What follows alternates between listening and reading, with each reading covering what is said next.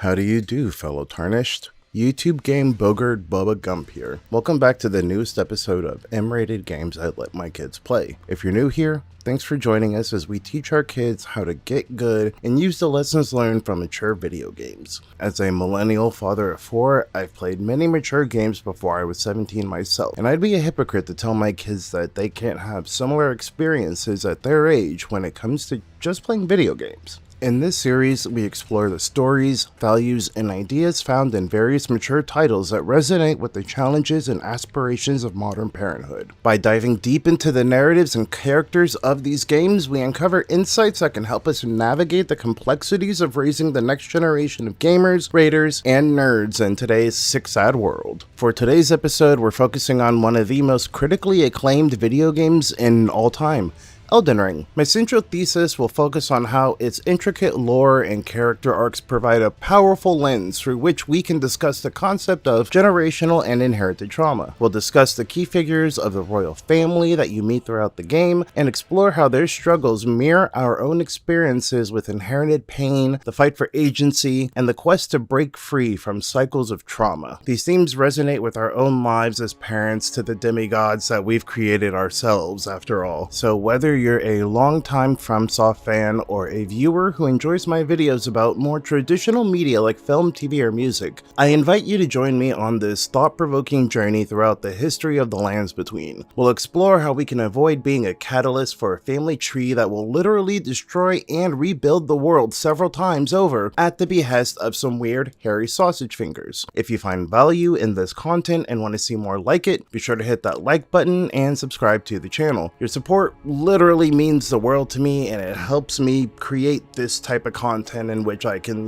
support my family, and then it'd be a cycle of good. Also, before I start, as you can probably already tell, I'm going to admit that most of my visuals are probably going to be from VaatiVidya. His cinematics and the way that he does his filmmaking is very much how I like to view cinematography, so thank you for that if you end up watching this. Also, I'm not a lore master or anything like that, so I did a lot of my research through obviously Vaati's videos, also Miss Chalice, Mad Luigi, a lot of, the bigger lore tubers. So hopefully I did a lot of this stuff right. These are kind of me taking everything I learned from all of them and making my own connections and all that stuff. So if I misconstrued anything, or, if you think that I'm kind of figuring it all out, let me know. Also, if me using a lot of Vaati's footage upsets you, just close your eyes or look away.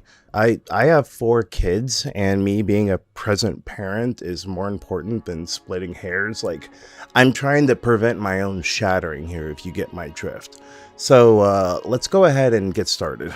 In the realm of Elden Ring, the waves and echoes of generational trauma reverberate and crash upon the beach of the children of the Golden Order. Starting with the parents, Radagon and Marika, to me they symbolize a metaphor for the complex dynamics of generational trauma within families. Their shared existence as 2 parts of a single person, spoiler, shows us how the different roles, influences, and actions of those who start the family literally shape and form the landscape in which their children will be born and raised into. Marika, as the vessel for the Elden Ring and the progenitor of the demigods themselves, represents a foundational figure in the family system. Her origins in the shaman village and the oppression faced by her people at the hands of the Hornsent is the foundational trauma that shapes her early experiences. Marika's ascension to godhood and her role as a vessel of the Elden Ring became a very powerful shift in her identity and also her relationship to the world around her. But in doing so, her actions as Queen of the Lands Between just started to perpetuate new forms of trauma and conflict.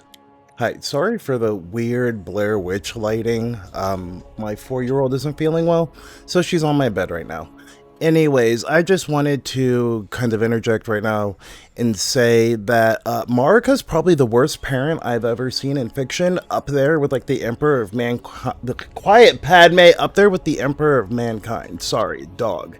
She spits out these children for her own uses, and yes, she came from a very hard upbringing, but that doesn't excuse her doing things like war crimes and genocides. It is absolutely no surprise to me that her kids and her stepkids or half kids, whatever, it's not surprising to me that they ended up as screwed up as they are. Radagon, Marika's literal other half, embodies the figure who is both a part of the family system and yet distinct from it. His attempts to repair the Elden Ring and his loyalty to the Golden Order represent the efforts to maintain stability, continuity, and most importantly, control, especially when it comes to control in the face of chaos and upheaval. Radagon's journey from a great champion in the Lunarian Wars to his marriage with Queen Rennala and eventual reunion with Queen Marika shows us that the search for our truest selves can sometimes leave pain and scars in its wake, whether it be intended or otherwise. We'll get into the examples here a little bit later, but me, a only child that is also a product of divorce, seeing the way that Radagon's children from Rennala's side kind of reacted to this parent's divorce and then suddenly becoming stepchildren, almost secondary children in this other family. That was something that really kind of stuck out to me when I could start understanding this damn story. So let's keep going. Maybe you'll be picking up what I'm putting down. So Rennala, Radagon's first wife and queen of the Carian royal family, experiences a very profound descent into despair and madness following Radagon's departure. Her obsession with the amber egg left to her by Radagon and her devotion to this really grim art of reincarnation, it reads as a very desperate attempt to cling on to the past and to find solace in the act of rebirth. And also, since Marika is Radagon leaving Rennala for Marika, it may have been fate or part of, her bigger plan or whatever. Still not cool. Still kind of a dick move. And then there's also Godfrey, which is Marika's first husband and the first Elden Lord, who represents an attempt to break free from the cycles of violence and aggression that often characterize traumatized families. His transformation from a furious warrior to a lord who suppressed his lust for battle with the help of his lion, Sorosh, highlights the challenges of overcoming inherited patterns of behavior, especially when that inherited behavior was basically like drilled into you, and then one day you meet someone or you realize something and you realize that you actually care about something that is either outside of what is supposed to be considered you or something that is bigger than yourself, like having a child. If anything, I probably feel the most for Godfrey just because of the fact that he kind of got used and tossed to the side the second that he outlived his usefulness, and his kids probably got like the worst fates out of all the demigods in this game, even more than Godwyn. This insanely tangled web of relationships, traumas, and attempts at control and stability that were woven by Marika, Radagon, Rennala, and Godfrey set the stage for the struggles and journeys of their children and then us. The echoes of their parents' choices, both good and bad, will reverberate through the lives of the demigods, shaping their identities, their conflicts, and ultimately their fates. As the children navigate the complex landscape of the lands between, they will be forced to confront the legacies of their parents and find their own paths forward in the face of inherited trauma and inherited destiny. So I think it would make the most sense to go ahead and start with what I put in my notes as the blue kids.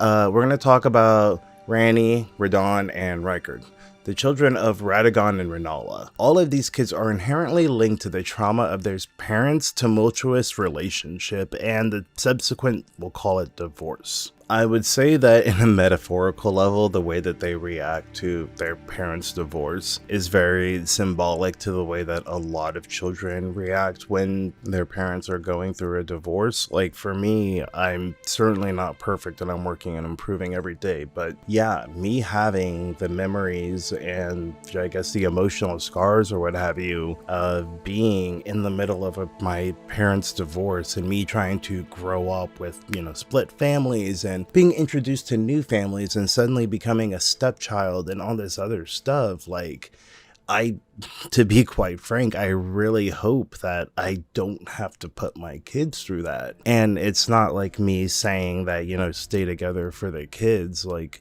yeah, I understand that there are going to be times where families are happier apart or better apart or all these other things. But like me personally, it is very much not even an underlying fear of mine. It's an overlying fear of mine, just because I don't want to end up like the things that I saw in a post-divorce world. Like Ranni, in her bold act of defiance, orchestrated the theft of the Rune of Death, and doing so, she sets in motion a series of events that would basically shake the foundations of the Golden Order. By rejecting her prescribed role and seeking to forge her own destiny, Ranni embodies the idea of breaking free from the cycles of trauma and control and doing whatever you want. Towards the end of the game, she reveals to the player the full extent of her plan, which took place over the entirety of the game.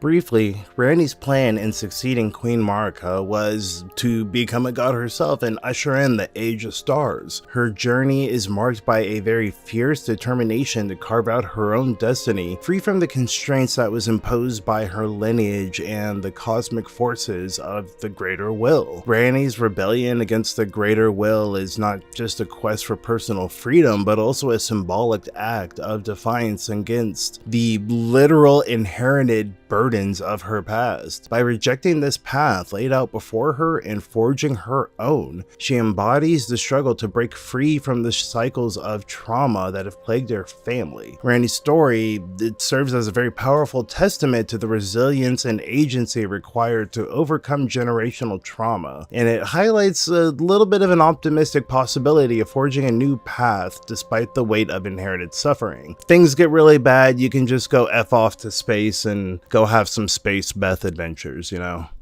Then we have her brother Radahn, once a mighty warrior in a rhyming cycle of might versus magic, which was the same balance and dichotomy of Ranni to Rennala. Radahn fell victim to the scarlet rot that consumed Khalid. However, even in his maddened state, he continued to fight against the encroaching darkness, holding back the stars and protecting his soldiers. And ironically enough, something I just realized, like Ranni is trying to go to the stars, Radahn's trying to hold them back. I'm sure there's layers to it, Shrek. So Radahn's tragic tale serves as a reminder that even the strongest among us can be vulnerable to the effects of trauma, but that the spirit to fight and protect can endure even during the darkest of times. This man ended up mastering gravitational magic, which allowed him to manipulate the forces of gravity themselves, and to literally hold back the stars, and so he could keep riding his beloved horse Leonard. Radahn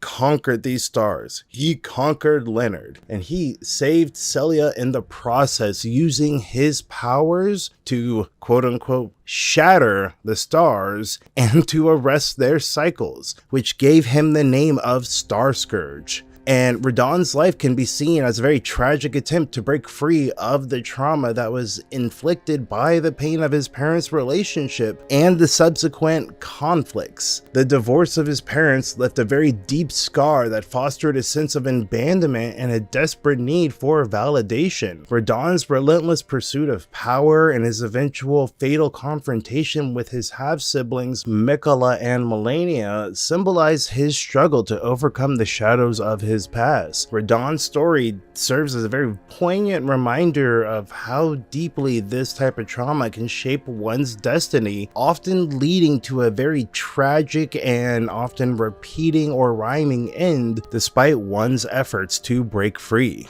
And finally, Rykard, Lord of Blasphemy, embodies a very radical response to the generational trauma inflicted by his parents' divorce, and the impressive control of the Greater Will as a whole. Rykard, who sought power through the blasphemous act of devouring a god, represents a different response to trauma, one of rebellion and the pursuit of strength at any cost. While his actions may be seen as a descent into madness, they can also be interpreted as a very desperate attempt to break free from the shackles of his predetermined fate and the weight of his family's legacy as a whole. Rykard's rebellion is both a manifestation of his deep-seated anger and a twisted quest for just some sense of agency and autonomy. He's trying to seek power through forbidden means as a way to assert any type of independence. It's very Warhammer. Now, this path of defiance, however, leads him further into darkness, illustrating a very destructive potential of unresolved trauma,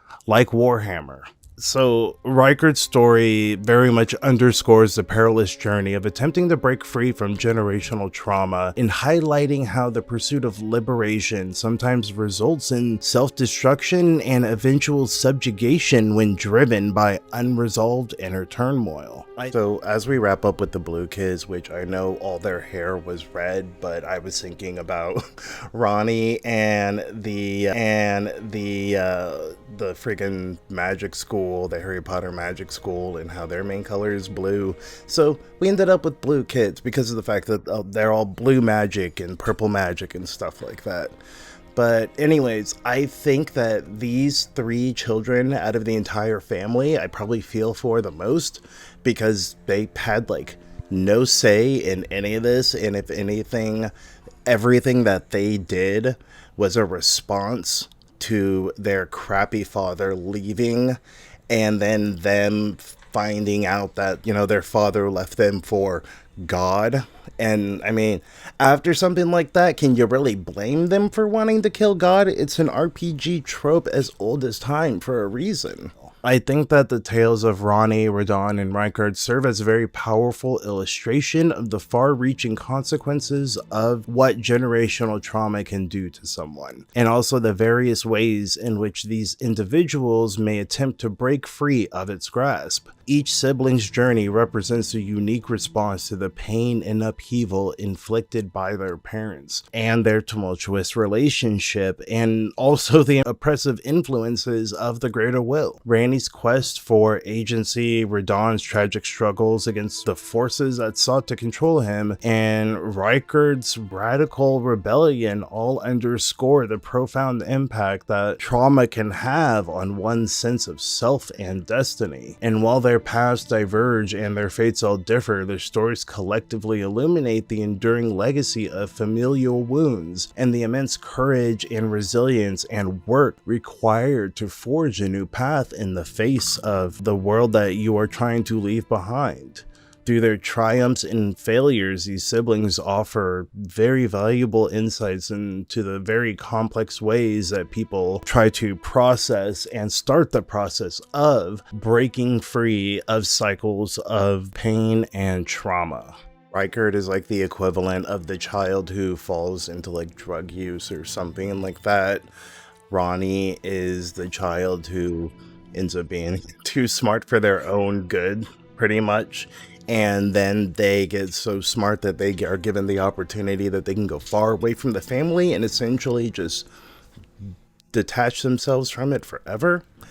And I mean, with Radahn, he's pretty much like the one that tried to, I guess for lack of a better phrase, almost like defend his mom's pride and try to kind of defend his family name despite being pulled into all of the Marika nonsense. Now, Melania and Miquella, the twin children born from Radagon and Marika's union, serve as powerful symbols of the way that burdens and traumas and even things like inherited sicknesses or maladies can really not only be new manifestations of older trauma, but also provide new means of trying to break those cycles. So since Radagon and Marika were both in fact the same person, Melania and Miquella were both born with different afflictions. Melania was afflicted with the Scarlet Rot, which ravaged her from within and would cost her her own limbs, while Miquella was afflicted with eternal childhood and unable to ever grow into adulthood. Miquella's curse of eternal childhood and this bond with Melania and Miquella highlight what a shared struggle and shared trauma can do for for a relationship. Melania serving as Miquella's protector, and Miquella working tirelessly to undo their curses. It shows them not only trying to break their generational curse through literally building a whole new world, but it also shows the almost abhorrent lengths that sometimes people will go through in order to try to run from something that in a way they are just emulating. Ironically enough, we're actually having a very similar conversations in my Gilmore Girls video about repeating cycles of generational trauma.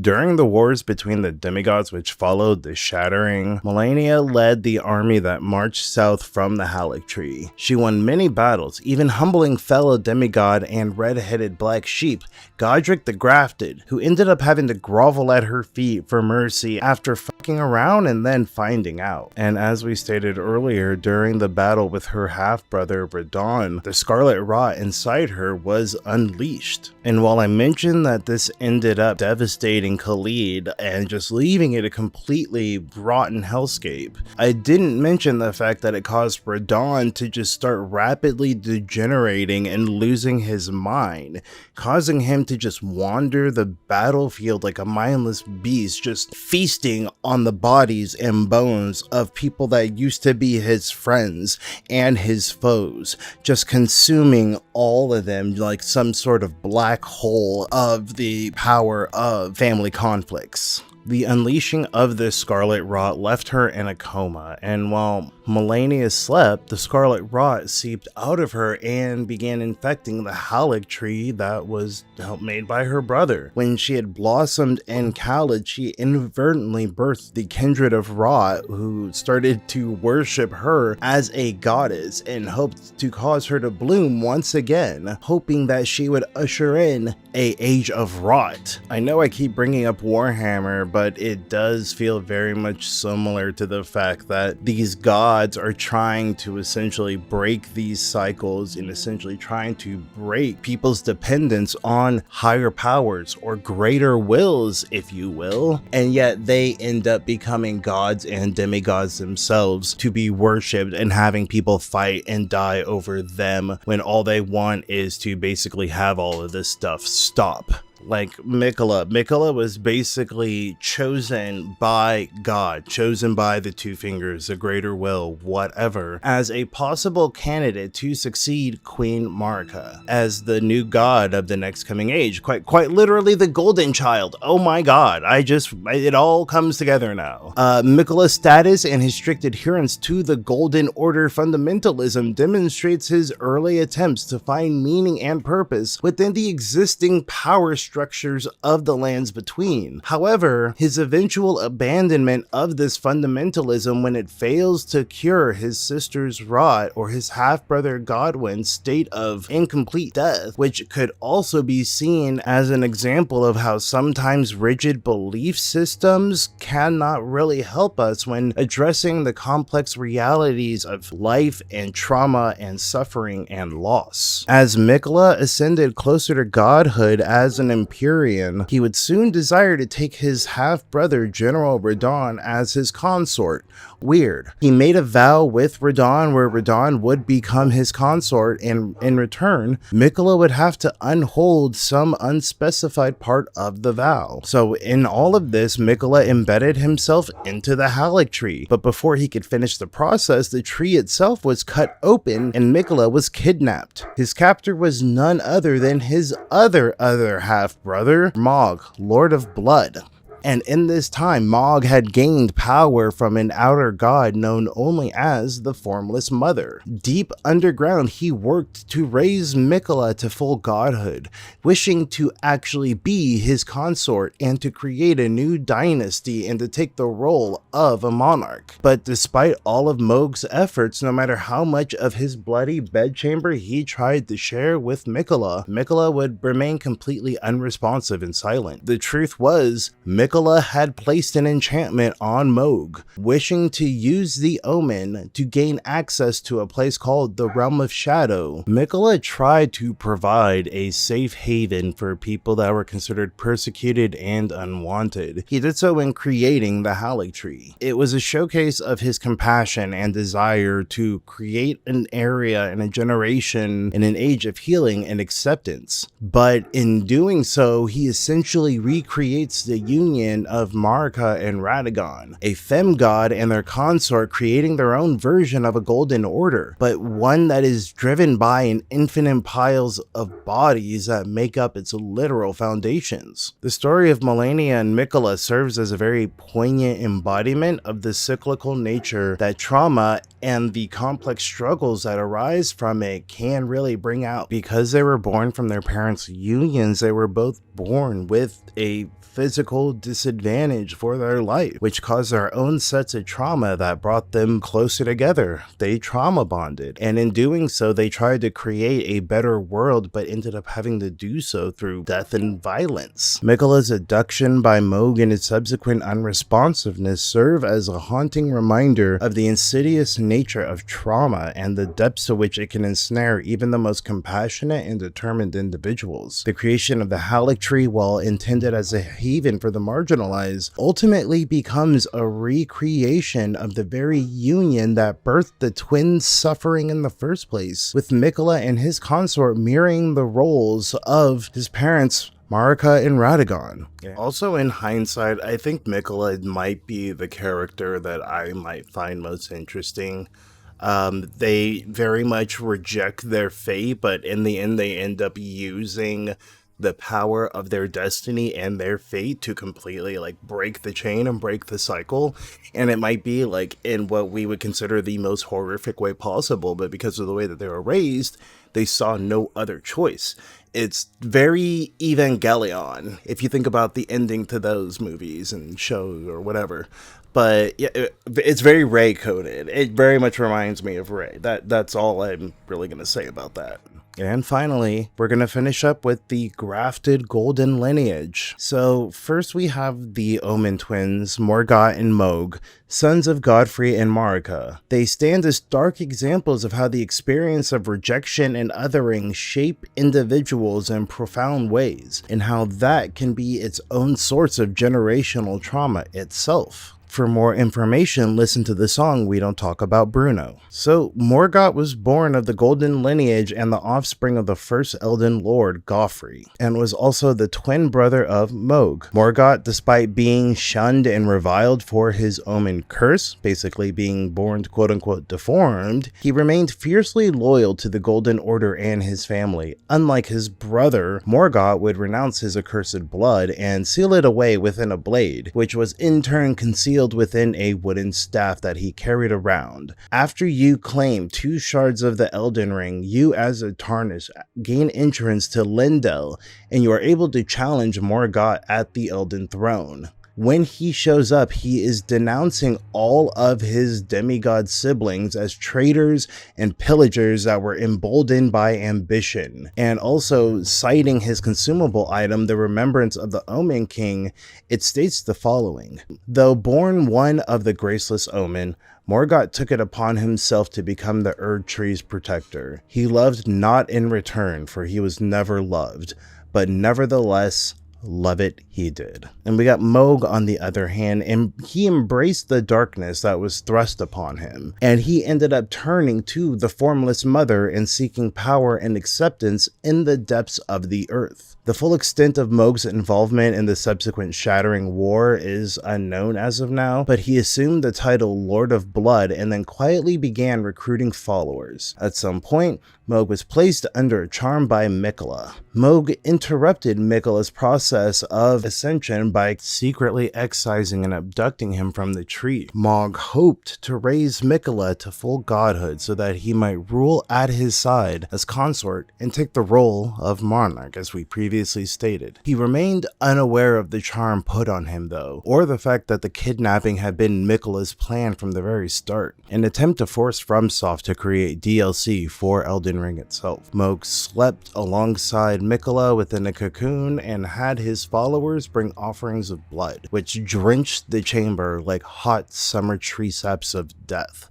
in an attempt to facilitate Miquella's awakening. But no matter how much Mohg tried to give Miquella, he would receive no response nor attention. Following Mohg's death at your hand, his corpse is transported to the land of the shadow, where Miquella would reveal his messed up rebound booty called Trap Card. In the DLC, it is revealed that Ascended Miquella charmed Mohg so that he could use his body as a vessel to revive the soul of Radahn, his half-brother, his family member, and his chosen consort. Ew. The tragic tales of Margott and Mohg serve as a really stark reminder of the profound impact that rejection and othering can have on an individual's psyche. While Margott chose to remain loyal to the Golden Order despite his cursed status, Mohg embraced the darkness and sought power through the formless mother. Their divergent paths highlight the complex nature of trauma and the various ways that individuals may cope with the pain of being ostracized. As we dive further into the golden history of the golden lineage, we cannot help but wonder how the fate of these twins might have been shaped by the actions of their elder brother, Godwyn the Golden, whose tragic demise set in motion a chain of events that would forever alter the course of history within the lands between.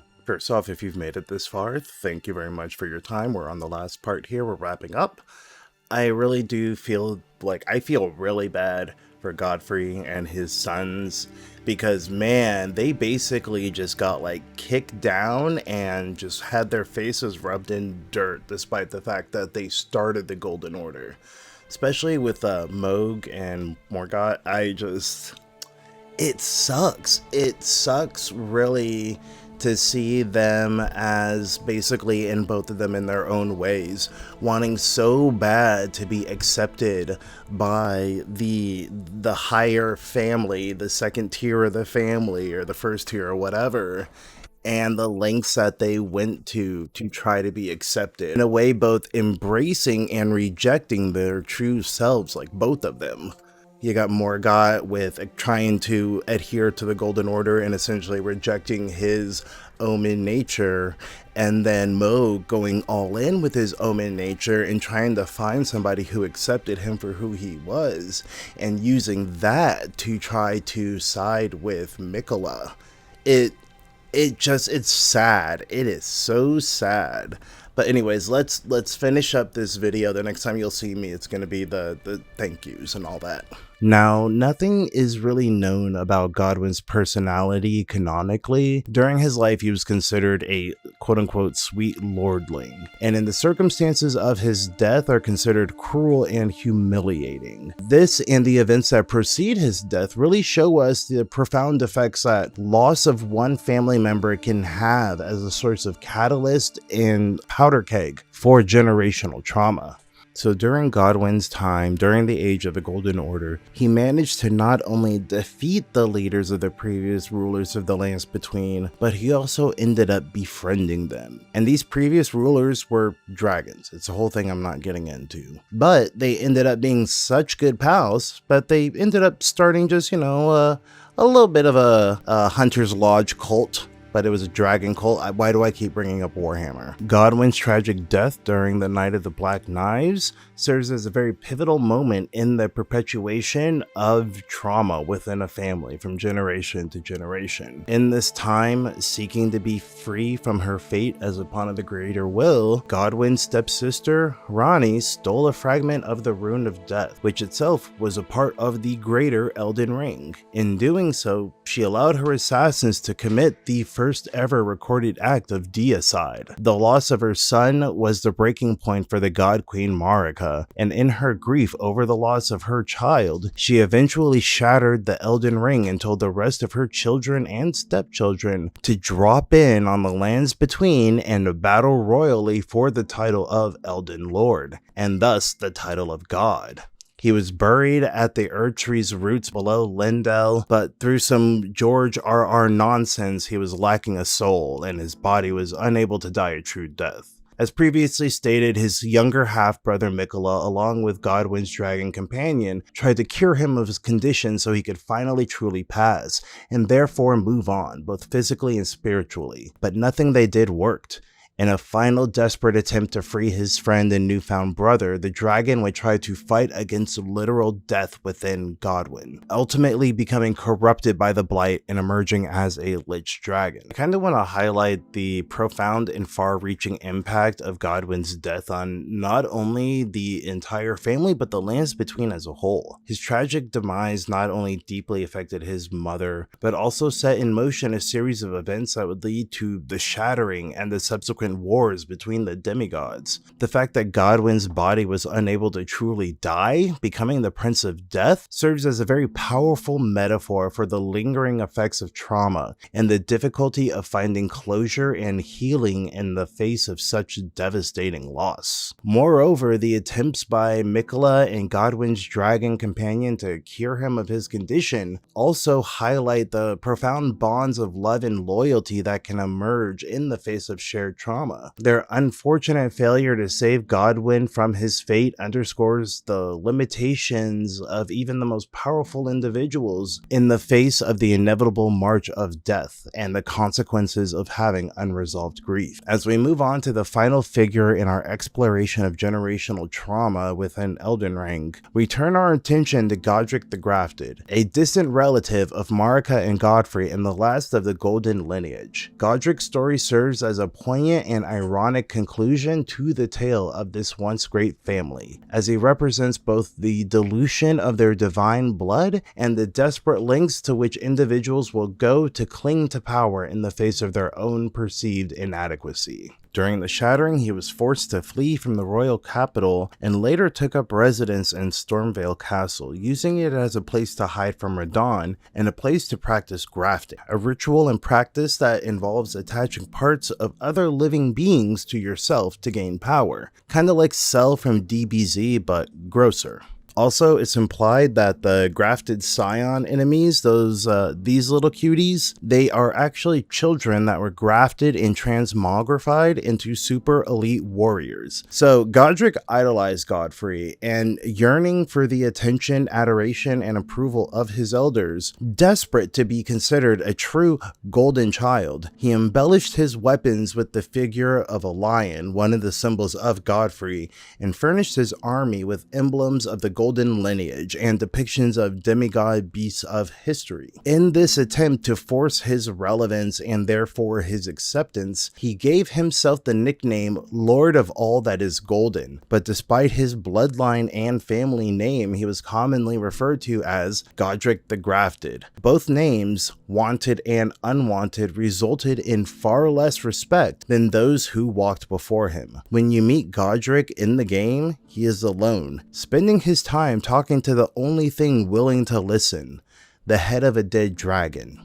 Assuming that you're just the piece of meat for his free-ranged open-world Tarnished farm, he attacks you, and when he realizes that he underestimated your power, he cuts off his own hand and does his namesake by grafting the dead dragon's head onto the stump, which gives him the ability to vomit fire. It's metal as hell. But as awesome as this is, in defeating him, you end up defeating the Golden Lineage. So in conclusion, as we wrap up, I think that the story of Godrick the Grafted serves as a very fitting end to our exploration of generational trauma within the Golden Lineage of Elden Ring. As the last of this once great family, Godrick embodies the ultimate consequences of all this unresolved pain, dysfunction, and desperation that have been passed down through the generations. His grotesque acts of grafting and his futile attempts to gain power and respect through the emulation of his ancestors reveal the depths to which individuals may sink when consumed by feelings of inadequacy and the need to prove their worth in the face of a legacy that seems impossible to live up to. Godrick's lonely existence, spent talking to the severed head of a dragon, is a very visual reminder of the isolation and despair despair that can result from a life spent chasing the approval and validation of others, particularly when that approval is withheld or denied. In the end, Godrick's defeat at the hands of the Tarnished represents not just the end of his own story, but the end of the Golden Lineage itself. It is a powerful symbol of the way in which the weight of a generational trauma can ultimately crush those who are unable or unwilling to break free from its grasp. And by extension, it's a way to kill entire family lines.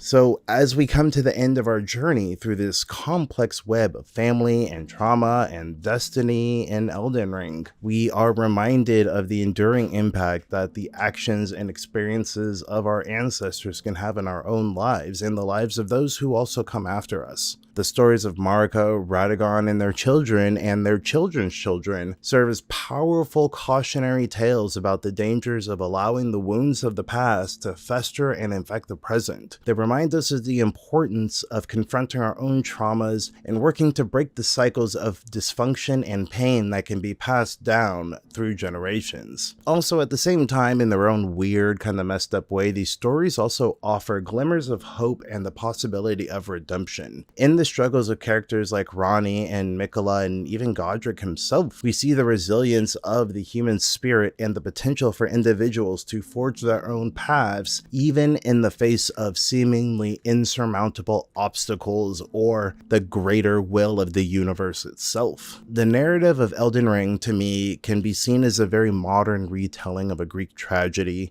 with the family at its center caught in a web of fate, hubris, and inescapable consequences of their actions. Like the legendary houses of Atreus and Thebes, the descendants of Marika and Radagon find themselves trapped in a cycle of violence, betrayal, and suffering, with each generation's attempts to break free only serving to tighten the knot that is their shared destiny. Yet, even in the darkest moments of this tale, there are lessons to be learned and wisdom to be gained. By looking at and examining the choices and struggles of these characters, we can better understand the insidious nature of trauma and the importance of breaking free from its grip. We are reminded that no matter how daunting the challenges may seem, there is always potential for growth, healing, and transformation. So when we are playing Elden Ring, when we are trying to decipher this very crazy convoluted lore, as we're watching videos and reading wikis and all of that stuff, just try to think about this story in the way that it could somehow mirror the experience of those within our families and our communities and our friends. If at all possible, let's try to be the ones that break the cycle of trauma and dysfunction. At the very least, let's try to refuse to be defined by the mistakes and the misfortunes of our past and our ancestors, and let's just try to be people that work to create a more hopeful future for ourselves and for the generations to come. In the end, the legacy that we leave behind will be measured not by the scars that we bear, but by the strength and courage that we show in overcoming them, and the love and compassion that we extend to others along the way. Alright, if you made it this far, first off, thank you. Second off, I promise I'm not being held hostage. Well, I'm being held hostage by my kids, but that's, that's just the law.